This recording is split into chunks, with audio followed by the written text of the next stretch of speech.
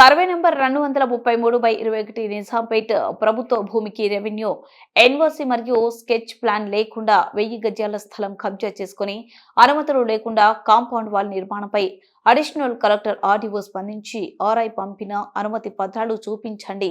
కబ్జాదారులు MRO చెప్తేనే పని ఆపుతామని డాక్యుమెంట్లు ఎంఆర్ఓకి ఇచ్చినామని దబాయిస్తున్నారంటే కారణం ఎంఆర్ఓ ఫోన్లు అందుబాటులోకి రాకుండా పోవడమే. పైగా ఎంఆర్ఓ అండ చూసుకొని రెచ్చిపోతున్న కబ్జాదారులు. ఇదేనా ప్రభుత్వ భూములను పట్టపగలే కబ్జా చేసుకుంటుంటే కాపాడాల్సిన ఎంఆర్ఓనే అందుబాటులోకి రాకుండా ఫోన్ ఎత్తకుండా సహకరిస్తున్నారు.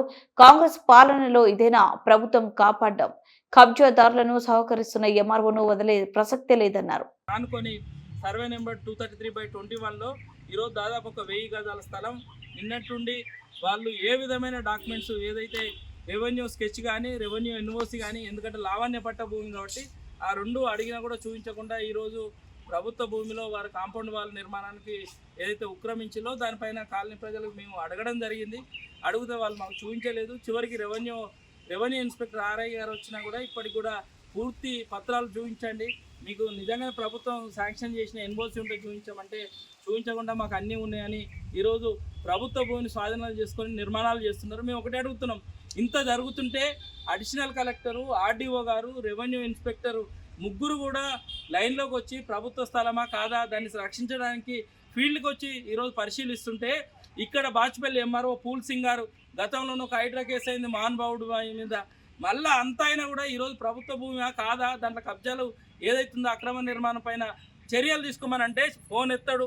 వాళ్ళ రెవెన్యూ ఇన్స్పెక్టర్ చేసినా కూడా ఫోన్ ఎత్తాడు.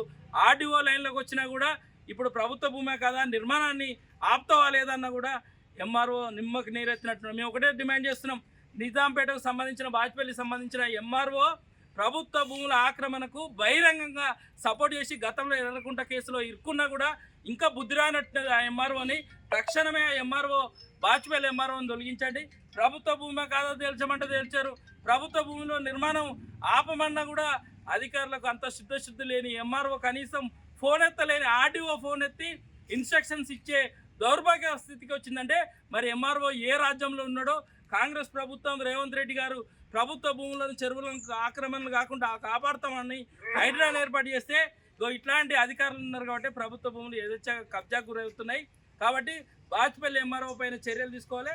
ఏదైతే సాయినాథ్ కాలనీ శివాలయం పక్కన ప్రభుత్వ భూమిని కాపాడాలని ప్రజల తరఫున డిమాండ్ చేస్తుంది.